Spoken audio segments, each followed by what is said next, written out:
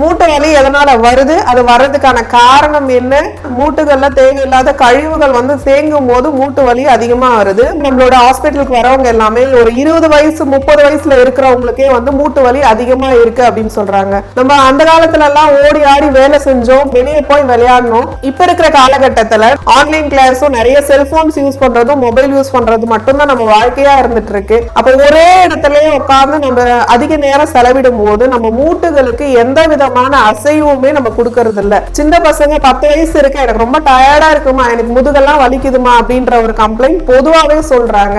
உடல் உழைப்பு அங்க இல்லாம போறதுதான் நம்மளுக்கு மூட்டு வலி உருவாகிறதுக்கான அடிப்படை காரணம். ஃபாஸ்ட் ஃபுட் கலாச்சாரத்துல நம்ம தேவையில்லாத உணவுகள் சாப்பிட்டுட்டு வரோம். அதெல்லாம் சாப்பிடும் போதும் நம்மளுக்கு உடல் எடை உடல் பருமன் அதிகமாகுது. மூட்டுகள் வலி எளிமையாவே வந்துரும்.